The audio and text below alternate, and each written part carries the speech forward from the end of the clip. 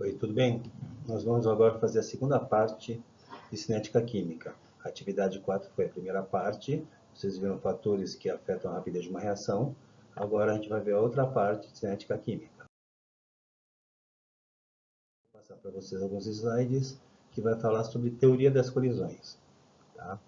O que afirma a teoria das colisões? Ela diz que para que haja uma reação entre partículas, entre moléculas, é preciso ter uma colisão, um choque efetivo. Esse choque ele tem que ter uma orientação favorável e uma energia mínima. Tá? O que quer dizer isso? Tá? Essa energia de ativação é a energia mínima necessária que uma reação precisa para que aconteça. Tá? Se não tiver essa energia mínima, não vai haver quebra das ligações das moléculas. Se não há quebra das ligações das moléculas, não há como formar uma nova molécula, uma nova partícula. Então, a teoria da colisão ela diz o seguinte: tem que ter uma colisão entre as moléculas, essa colisão tem que ser efetiva. O que quer dizer efetiva? Que ela vai gerar produtos.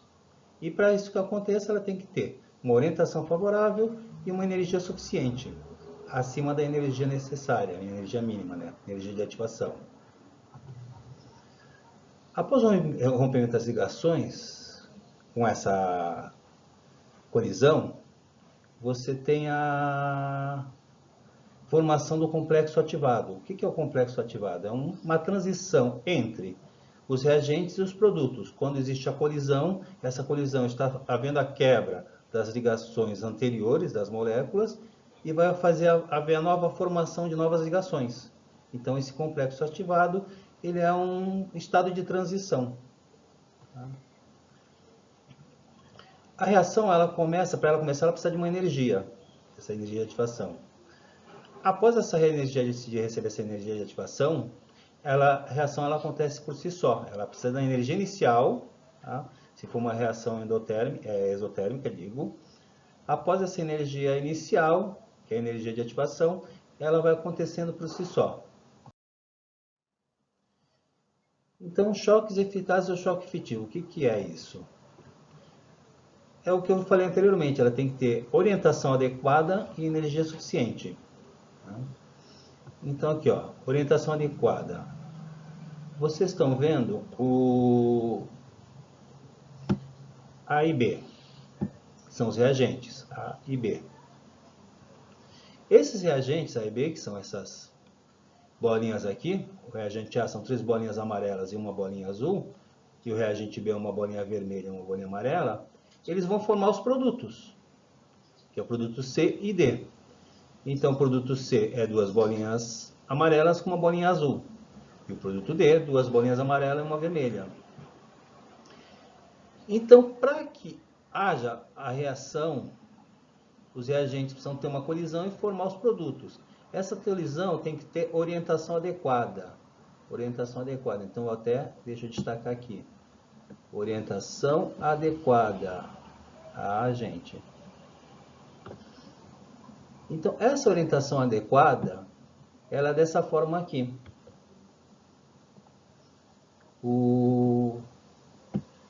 Você tem o reagente A colidindo com o reagente B.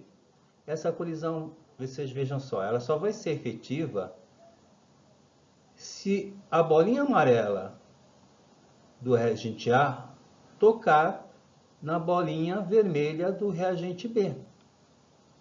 Aí o que? Essa bolinha amarela do A, ela passa para o B. Que aí ele deixou de ser B, porque ele é o produto, ele passou a ser o D. E o A, quando perde essa bolinha amarela, ele se transformou no C. Então essa colisão foi com uma geometria adequada. Essa geometria adequada o que é? O amarelo com o vermelho. Se não for isso, não tem como. Tá? Por exemplo, essa daqui, ó, foi amarelo com amarelo. Então não tem como formar produto se não teve uma geometria adequada. Então, como vocês veem que aqui no final continuam os mesmos reagentes A e o mesmo reagente B que nós tínhamos aqui. Tá? Então aqui eu tenho os mesmos reagentes A e B, não houve reação. Aqui nessa situação, como a orientação foi adequada, você vê, ó, formou o produto C e D. Tá? E falando de energia, tá? o que acontece? Vocês estão vendo aqui o gráfico de energia. A energia de ativação é o pico da energia. É aqui. Esse pico de energia é onde está o complexo ativado. Ó. Que eu falei para vocês, o que é o complexo ativado? É uma transição entre os reagentes e produtos. Aqui você tem os reagentes e aqui embaixo vocês têm os produtos. Então percebam o seguinte, esse complexo ativado, ele se forma numa quantidade de energia maior do que quando eu tenho os reagentes e do que quando eu tenho os produtos. Então isso é a energia de ativação, é a energia necessária para que a reação comece. Uma vez a reação começando, quando se formam os produtos, a quantidade de energia necessária para manter os produtos é menor do que a quantidade de energia para manter os reagentes ou para formar o complexo ativado. Então a reação ela começa a acontecer por si só. Tá? Então, mas antes de formar os produtos, ela precisa de uma quantidade de energia que é suficiente para formar o complexo ativado. Se não for suficiente, essa energia não for suficiente para formar o complexo ativado, não ocorre reação. Uma vez ocorrendo a reação, ela acontece por si só. Tá ok? Vou passar para o slide seguinte. Quando eu falei A e B, formando C e D, são reações genéricas. Agora a gente vai tratar com uma reação real mesmo, de substâncias que existem. Então, por exemplo, o dióxido de nitrogênio, NO2, reagindo com monóxido de carbono, CO, ele produz NO, que é um óxido nitroso, ou monóxido de nitrogênio, e produz também gás carbônico, CO2. Então, essa é uma reação real. Aqui, que surgiu, são as moléculas. A molécula de dióxido de nitrogênio, de monóxido de carbono, dióxido nítrico e de gás carbônico. Tá? Aqui vocês estão vendo, são os átomos. Nitrogênio, oxigênio e carbono. Então, uma molécula de dióxido de nitrogênio, ela é formada por 2 átomos de oxigênio, que são esses 2 verdes aqui, e um de nitrogênio. A molécula de monóxido de carbono é formada por um carbono, que é esse átomo aqui, e um oxigênio, que é esse aqui. E elas vão formar o quê? O óxido nítrico, que é um átomo de nitrogênio e um de oxigênio, e o gás carbônico, que é um carbono e 2 oxigênios. Tá? Então, aqui eu tenho os átomos, a representação geométrica dos átomos que formam as moléculas. Tá? Essa reação, como vocês vão ver agora, ela tem que ter a energia suficiente, como eu falei, se não acontece, e a geometria adequada. Então, a gente vai ver agora essa reação acontecendo. Então, teoria das colisões. O que vocês vão ver agora vai ser a colisão entre as moléculas de dióxido de nitrogênio e monóxido de carbono, formando o complexo ativado e, com isso, formando os produtos. Vamos lá. Tá? Foi um choque rápido, né? Deu para perceber, mas foi um choque efetivo. Formou o complexo ativado. Vamos passar para o slide seguinte. Ó, esse é o complexo ativado, que foi o quê? A colisão do dióxido de nitrogênio, tá? Que se chocou com o monóxido de carbono. Tá? Esse choque dos dois, essa batida, esse choque de colisão, fez com que esse átomo do dióxido de nitrogênio passasse para o monóxido de carbono, formando o dióxido de carbono. Olha aqui. E aí, o dióxido de nitrogênio passou a ser óxido nítrico, porque perdeu um átomo de oxigênio. Tá aqui. Então, essa reação é a reação efetiva, uma colisão efetiva. Agora vamos ver 2 outros exemplos. Bom, agora nós vamos ver um exemplo de colisão não eficaz, colisão não efetiva. Tá?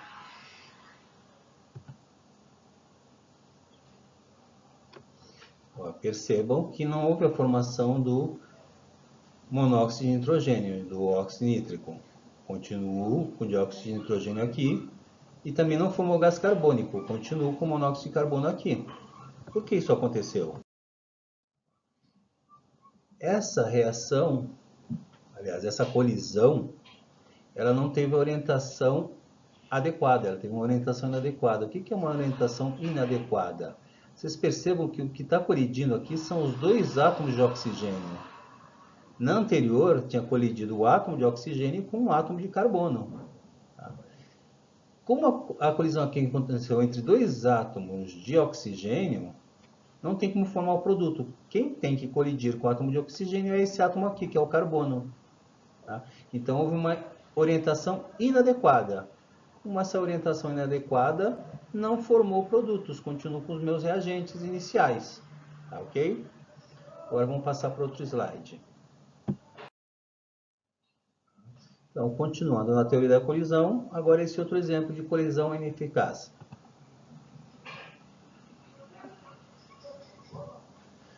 Bom, vocês perceberam que não formou novamente os produtos, continuam com os mesmos reagentes, mas deu para acompanhar até a colisão deles, ou seja, ela foi muito mais lenta.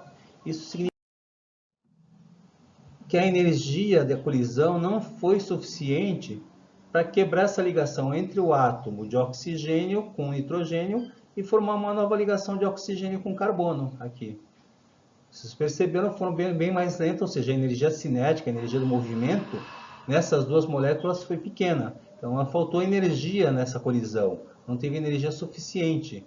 Então, como não teve energia suficiente, não formou os produtos. Eu continuo com os meus reagentes. Então, agora eu vou passar para vocês um resumo da teoria de colisões. Quando que ocorre a reação? Então, antes da reação, eu tenho os reagentes. Tá? Se tiver orientação adequada e energia suficiente, forma um complexo ativado. Tá? E esse complexo ativado, como eu falei, é o intermediário entre os reagentes que eu tenho aqui e os produtos. Tá? Então, uma reação que a colisão aconteceu com orientação adequada, ou seja, o átomo de oxigênio colidiu com o átomo de carbono, houve energia suficiente para quebrar essa ligação do átomo de oxigênio com esse nitrogênio e formar uma nova ligação do oxigênio com o carbono. Então, houve a reação, foi uma colisão eficaz. Agora, quando não ocorre reação? Quando vai ocorrer reação, acontece essa situação. A orientação é inadequada e não tem energia suficiente ou é a orientação inadequada ou energia insuficiente ou os dois. Então, aqui nesse caso foram as duas situações. Ó. O átomo de oxigênio se choca com o átomo de oxigênio, ele teria que ser com o átomo de carbono, aqui é um átomo de oxigênio com outro átomo de oxigênio. A colisão entre os dois foi com energia fraca, com pouca energia, então não foi suficiente também para quebrar essas ligações. Então o que acontece? Não forma o complexo ativado, não formando o complexo ativado, não há formação de produtos. E aí a reação não acontece. Tá? Bom, vocês vão poder acompanhar esses slides que eu passei para vocês. Quando eu lançar a atividade 5, eu vou mandar junto com os slides de apresentação desse conteúdo. E vocês vão poder fazer as atividades da aula 5, da atividade 5. Ok? Então, muito obrigado a todos, tá, gente? Espero que essa minha videoaula tenha sido esclarecedora.